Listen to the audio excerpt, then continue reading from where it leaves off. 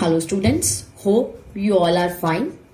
So today we are going to start our new chapter of class 8, that is chapter 2, microorganisms, our friend and foe.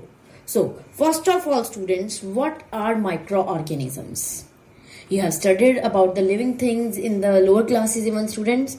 So we can see most of the living organisms with the naked eyes, right? There are large number of other organisms which are so small that is not possible to see them without using any aid.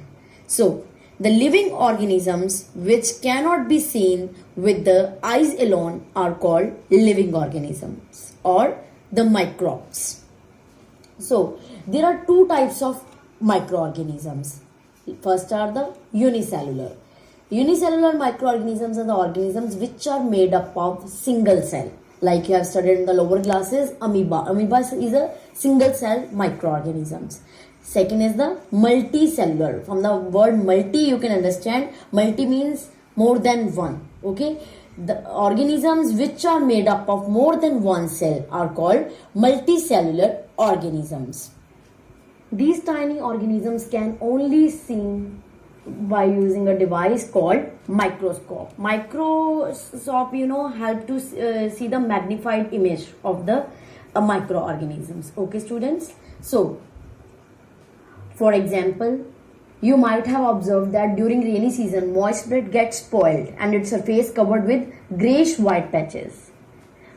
When you observe these patches under the microscope, you see the black tiny rounded structures or the thread like structures. Okay students, now where does these microorganisms come from? For this we are having activity 2.1 in your book on page number 17. What you will do for this? Collect some moist soil from the field in a beaker, add some water to it and mix it well. After soil gets settled down, take out water with the help of a dropper. Take a few drops of water on a slide and observe under the microscope. You will observe students large number of minute organisms moving or floating in water. Okay, this shows that pond water and soil contains a large number of microorganisms. Okay. Now the next is, where do microorganisms live? As we know students, microorganisms everywhere. When you touch any door's handle or when you carrying anything, okay, everything is having microorganisms. It's everywhere. Okay, some live while other grow in groups called colonies. They found every kind of environment even. Okay, they are in water, in soil, in hot springs, in ice deep on the ocean floors, and high in the atmosphere. They are on everything we touch. They are on our skin, clothes. Many live inside our body. Okay, the air we breathe, the water we drink, the food we eat also have microbes.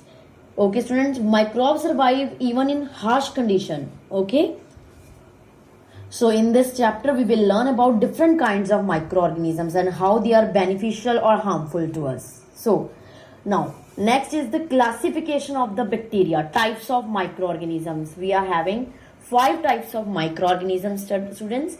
First is the bacteria, second is fungi, third is protozoa, fourth is algae, and the fifth one is the virus.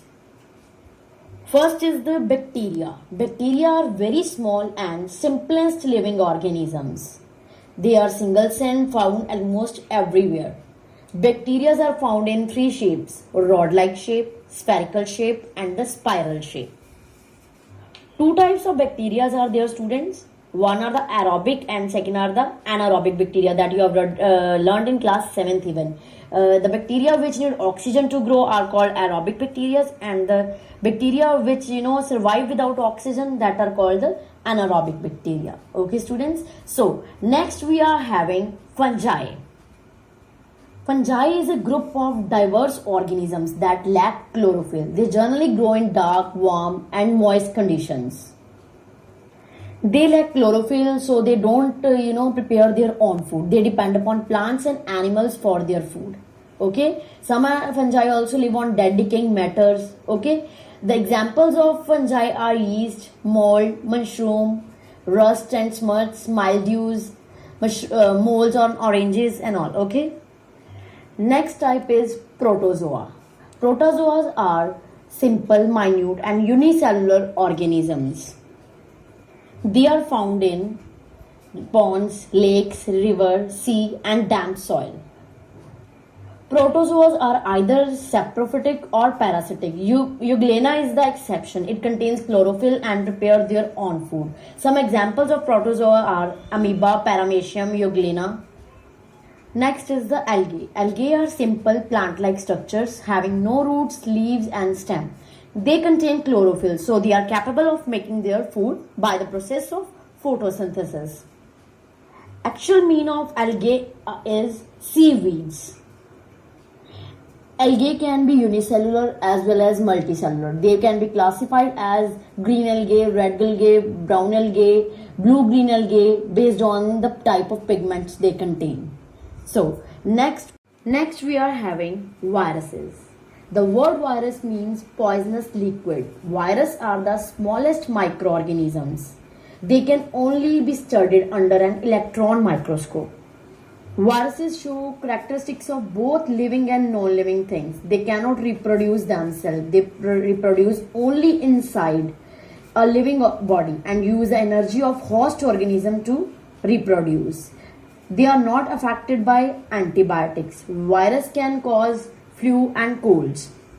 Some example of virus are vaccinia virus, influenza virus, chickenpox virus, polio virus, AIDS virus.